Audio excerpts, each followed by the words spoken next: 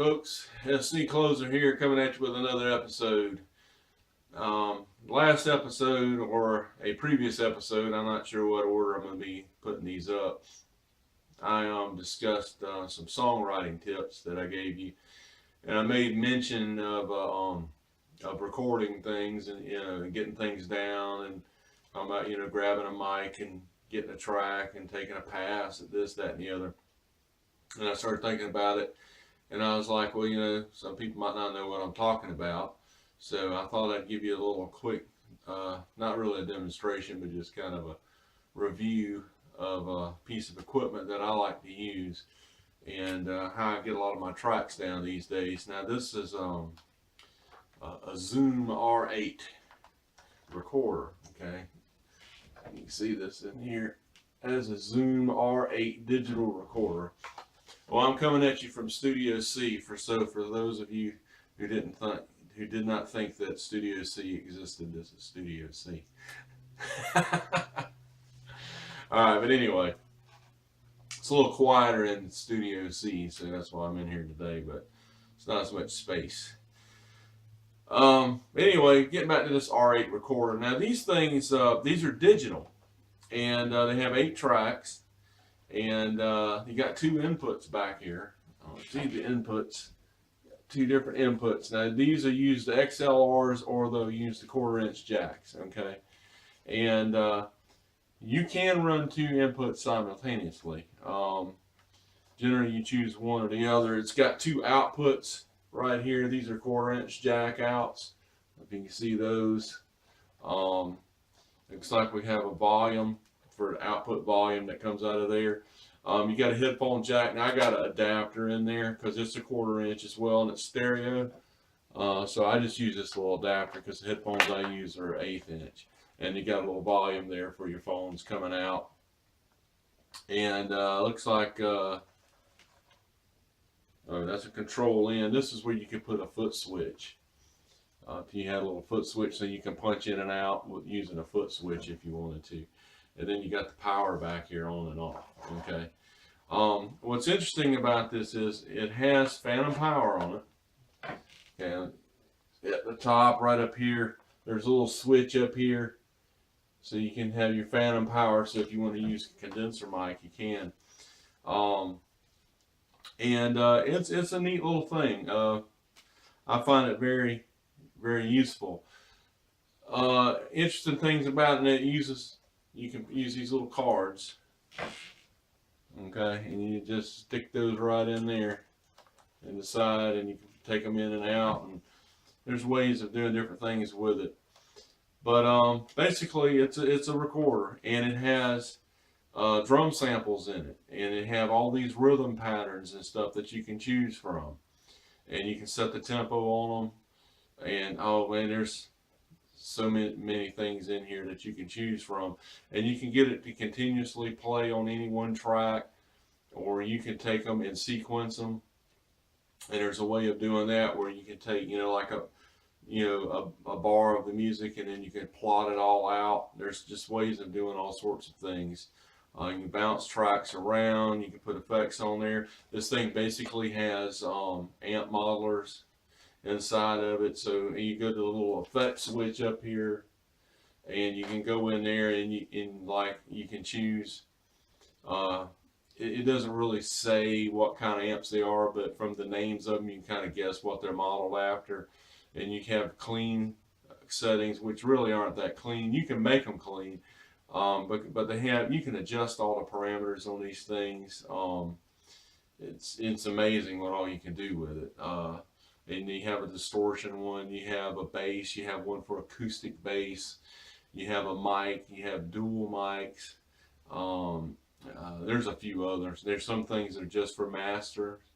So there's like a effect that you go in there and you put effects on it, and it puts it on the master, because you have a master right over here.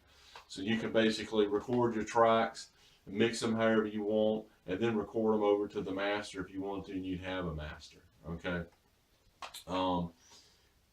Once you record a track, if you don't like it, you can record right back over it.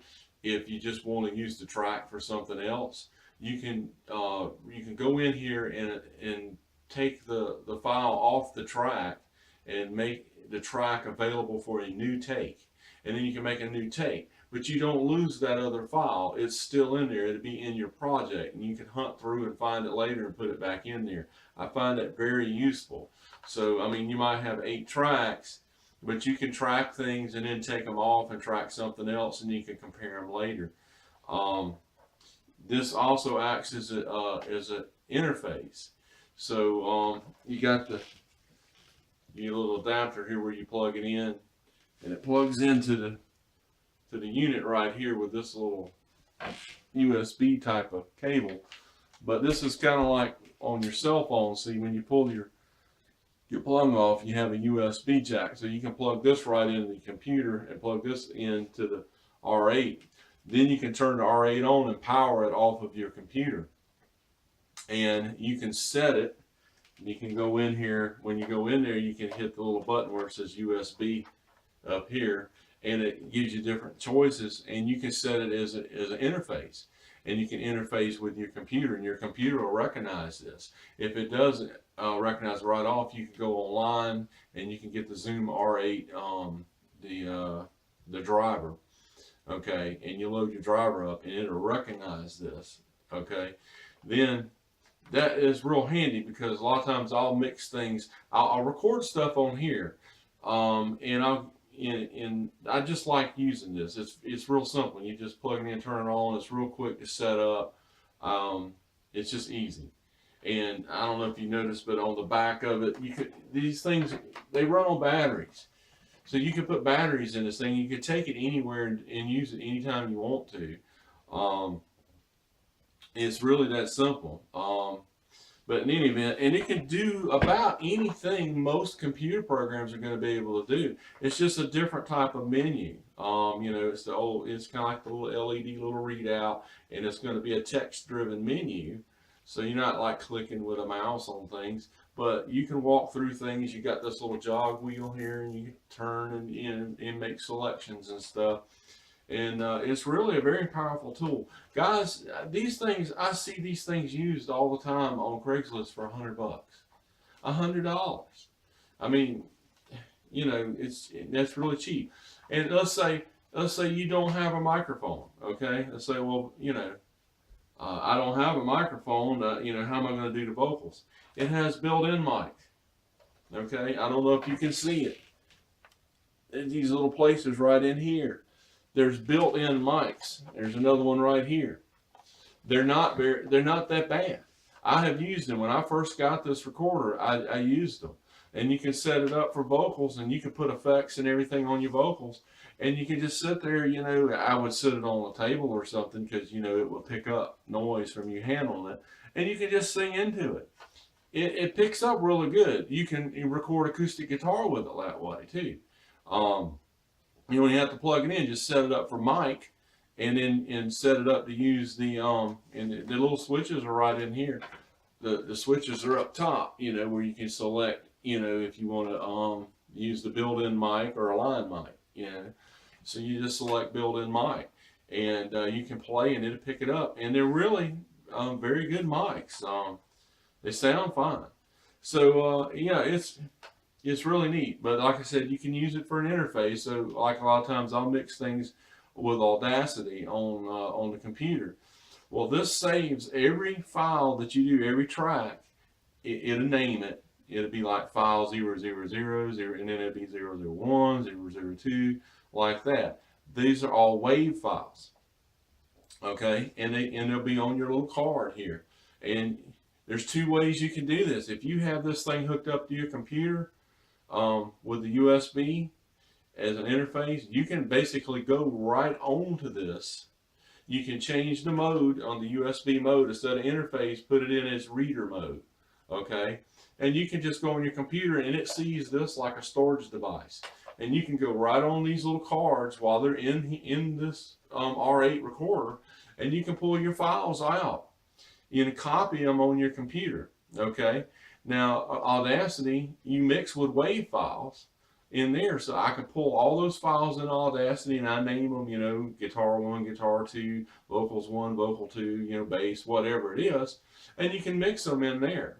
Okay, once you get the final mix, and and you can manipulate them. It's to me, it's a little easier to manipulate the final mix and everything on the computer, and I just like using this for the initial recording.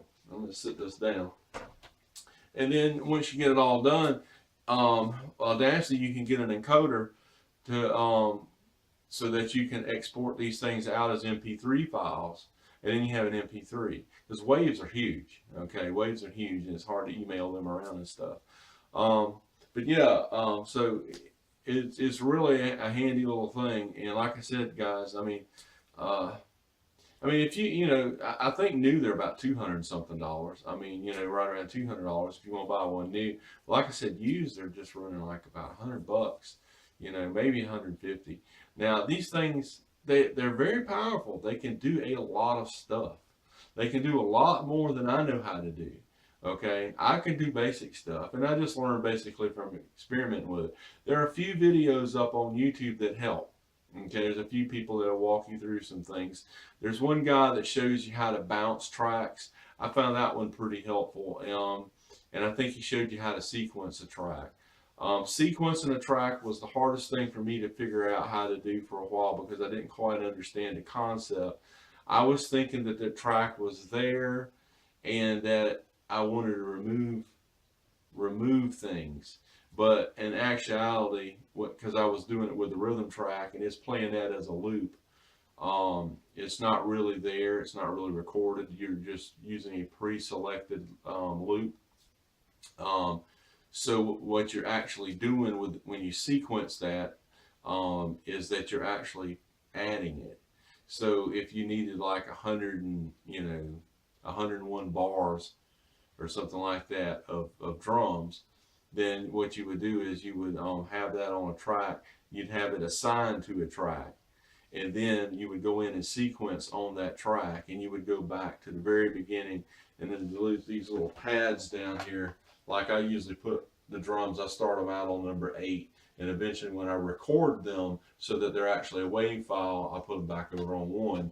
But I initially run them as a loop off of 8, and I'll sequence them on 8. And if I try to get fancy and have like one drum beat under the verse, one drum beat under the under the chorus, I might have an intro drum beat, and I might have an outro or ending beat or something. Then I might use 4 tracks, and then I'll sequence them, on whatever track they're on.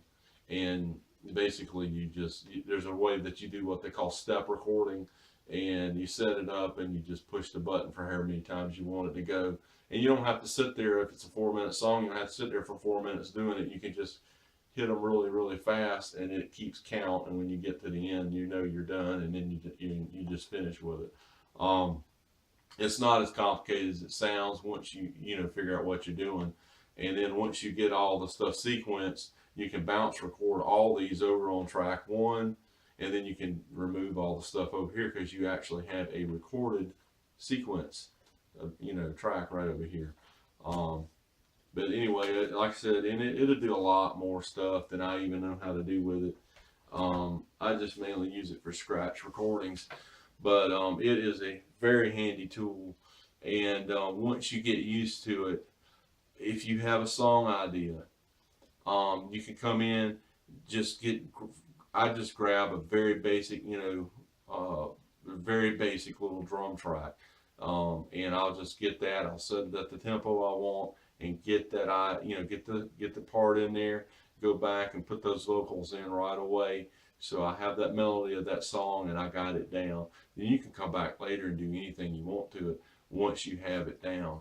And it does not take long. It doesn't take long when you get used to it. A few times, it does not take long at all. It's just a handy thing to have, and I really recommend it. Now, like I said, it can do a lot of things, and I don't even know what I did with my instruction manual that I have with it. It's huge. It is huge, people. It's good. It explains how to do things. It's a good manual. I don't like the way it's set up. It's not set up very. It's not very intuitive how it's set up. it's hard to find things. Just you don't find things necessarily where you think you would find it. Sometimes you have to go to sections that you think have nothing to do with what you're trying to figure out how to do, but the information is in it. It's just hard to find. I got frustrated with the manual.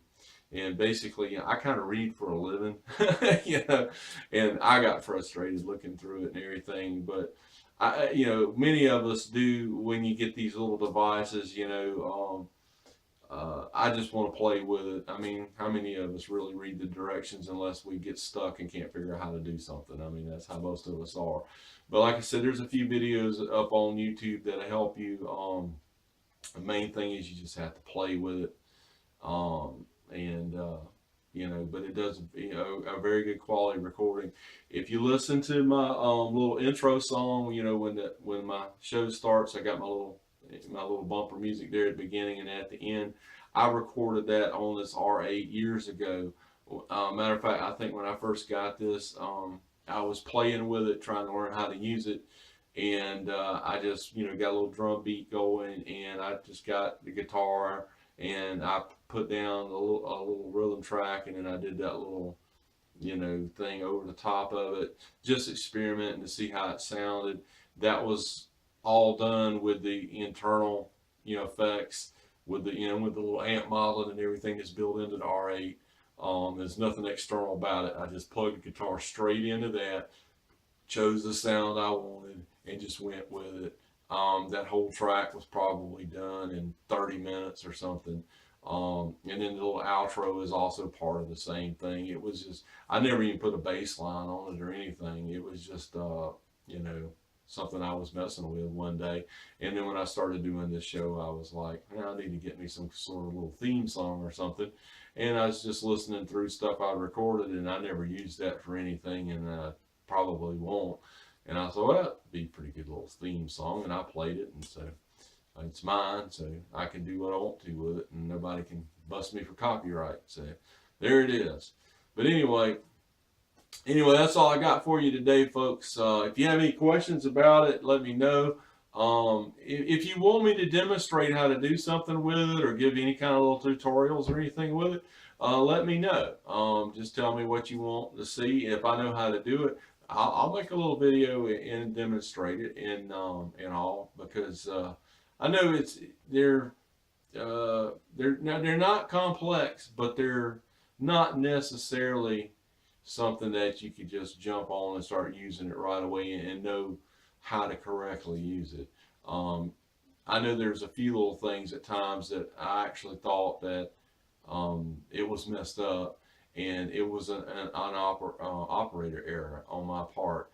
A lot of times I would be getting ready to record something, and I would hit the thing to record, and it wouldn't come on, it wouldn't actually record.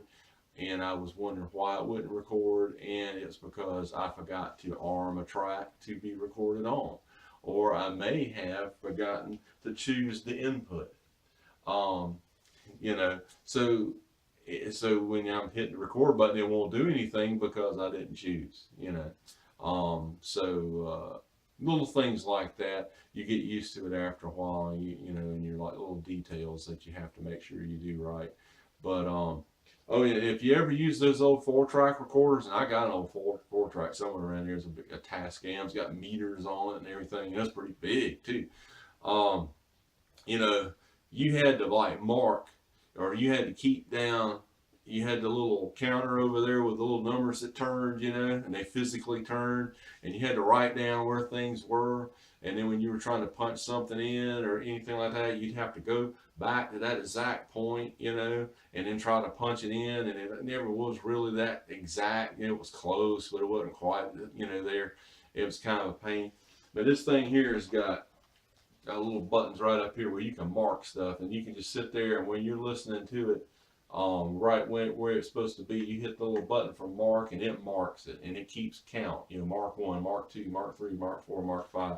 And then you can, let's say, you want to put a solo in at Mark 3. So you go to Mark 3, you start the solo, you play it, and you're not happy with it, you want to do it over. You just hit the back button one time. It goes right straight back to Mark 3, and you just go back through it again.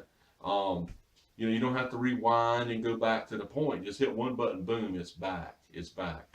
Um, it's really nice. It's really nice, and it's once you get the hang of it, it's easy. All right, that's all I got for you. SC Closer out. Catch you next time from Studio C.